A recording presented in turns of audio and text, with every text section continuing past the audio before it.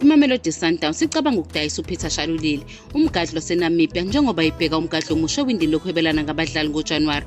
UShalulile inkontileka yakhe iqhubeka kuze kube nguJuni 2025 enenketho eminyaka emibili. Ubonakale kulungela ukushiya iqembu. Kule sizini usaqala imidlalo engu-11 kuphela kwengu-24 washaya amagoli amane. UShalulile ujoyina iSundowns ngo-2020 esuka kwi-Highlands Park futhi usebe ngumshayi magoli ohamba phambili. Usashaya amagoli angu-94 emidlalweni engu-180 ayiqalile kanye nabasiza abangu-24.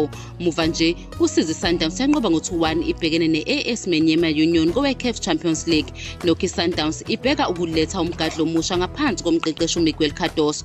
Kunentshisekelo kuShalulile evela emaqenjini aseNyakatho Afrika naseMpumalanga ephakathi, okuhlanganisa nokuvela kuklabhu yaseSaudi Arabia.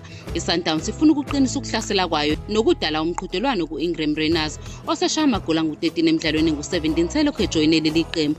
Umqeqeshi uCardoso usehola iSundowns kwimidlalo emihlanu yanqoba emine ngo-1-0 yahlulwa kowodwa ngo-1-0 yiRaja Casablanca.